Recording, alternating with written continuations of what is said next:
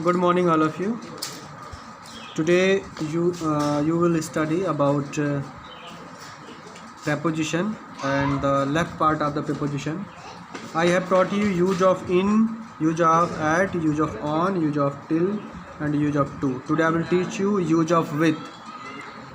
इसका प्रयोग हमको आज कैसे करना है इसके बारे में मैं बताता हूँ. With is used before instrument and by is used before the doer or agent. doer or agent का मतलब होता है सब्जेक्ट. तो with often denotes the instrument and by the agent. मतलब कोई काम अगर हम किसी इंस्ट्रूमेंट से करते हैं, कोई इंस्ट्रूमेंट का मतलब क्या हुआ, हथियार, तो या औजार से हम करते हैं तो वहाँ पर हम with लगाते हैं. जैसे एग्जांपल देख लो, my grandfather walk with a stick. तो यहाँ पर उनका औजार क्या है, स्टिक है.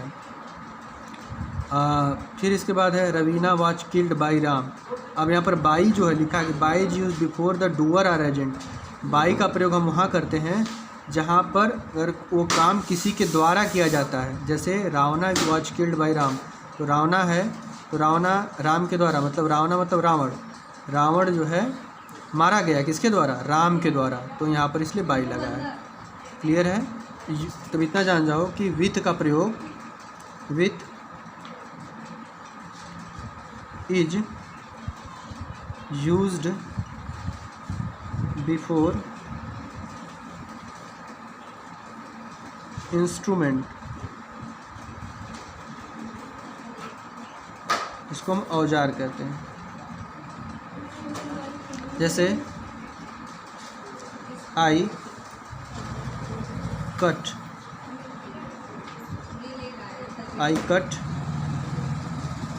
Vegetables with knife. तो यहाँ पर विथ जो आया है नाइफ के लिए आया है, जो कि एक इंस्ट्रूमेंट है.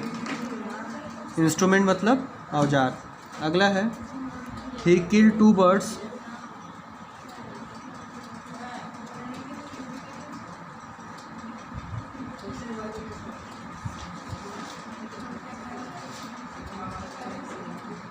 with 1 shot.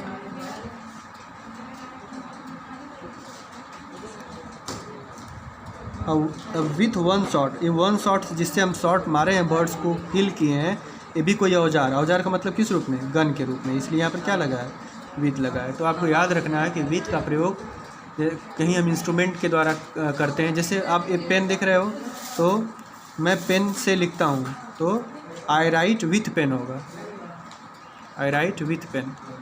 आप बाई का भी यूज कर सकते हो, तो वो भी सही है. ये नहीं कि बाई गलत हो जाएगा, दोनों सही है आपका.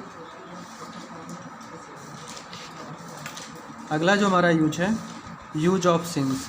काफ़ी इंपॉर्टेंट, इसको ध्यान से देखो. इसका टेंस में भी यूज होता है.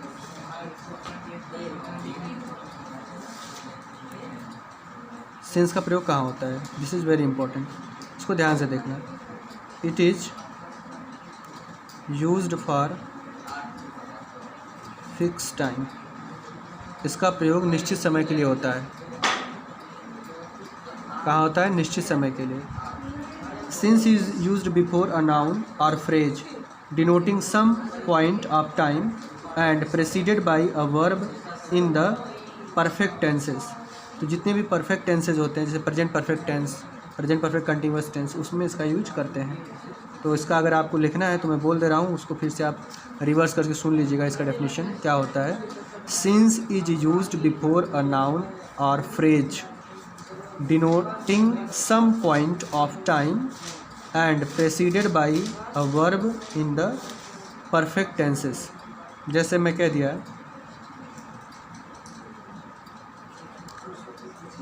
हाँ पहले इसको देख लो कहाँ कहाँ यूज होता है, तो मैं आगे बताता हूँ. इतना हो गया. जैसे मैं कह दिया कि मैं 5 जुलाई से, या मैं बोल दिया कि 21 सितंबर से मैं पढ़ा रहा हूँ, तो हो जाएगा I have been teaching since 21 September. इसका मतलब कहाँ कहाँ इसका यूज होता है इसको देखना है। पहला इसका हो जाएगा before the name of days. दूसरा before the name of months. तीसरा बिफोर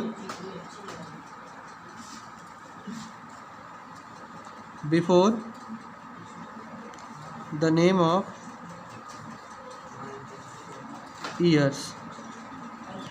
इनके साथ लगता है। अगला है हमारा कहाँ कहाँ लगता है इसको ध्यान देना है। Before fix time. Fix time का मतलब हो गया 5 बजे से 6:10 से। जैसे कोई भी टाइम अगर हो वो निश्चित टाइम हो, फिक्स टाइम हो, तो वहाँ सिंस लगता है। सब ध्यान रखना है आपको। कुछ एग्जांपल्स और लेते हैं इस पर। जैसे मैं कह दिया Rohan has been playing since 3 o'clock। देखो लिखा है रोहन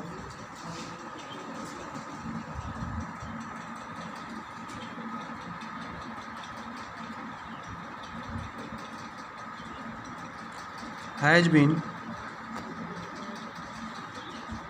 playing since 3 या इतना ही है 3 ओ कॉमा रहेगा इसके बाद क्लॉक। ओ के बाद कॉमा है बच्चों 3 o'clock।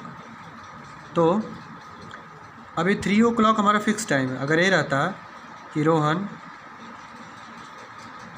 हैज़ बीन प्लेइंग, अब यहाँ मैं छोड़ दे रहा हूँ जगह और यहाँ लिख दे रहा हूँ 3 hours। तो 3 hours जो हमारा है इसके लिए क्या लगेगा फॉर, क्योंकि ये अनिश्चित टाइम है। 3 घंटे से कब से खेल रहा है वो डेट समय नहीं बताया गया है।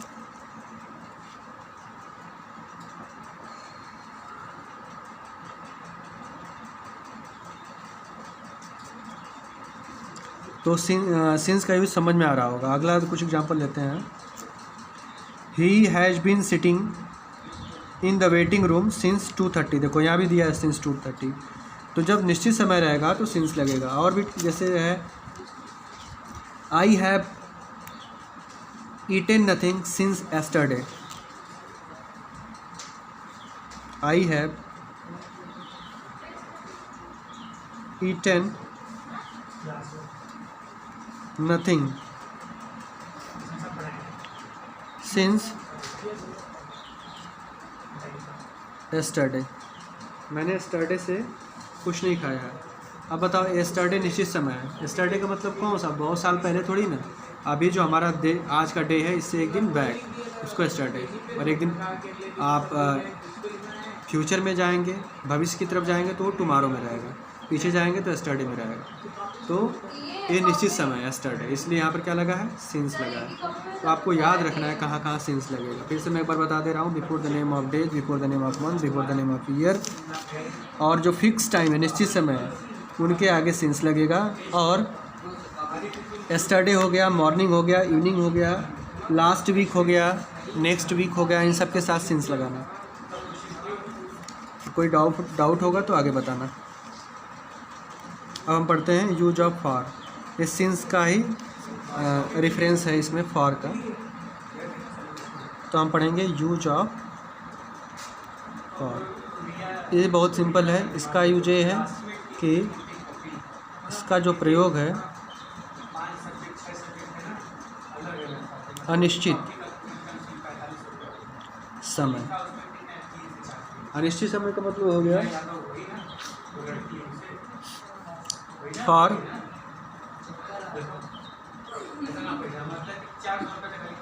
Period of time. ये पीरियड ऑफ टाइम के लिए होता है। पीरियड ऑफ टाइम का मतलब क्या हो गया,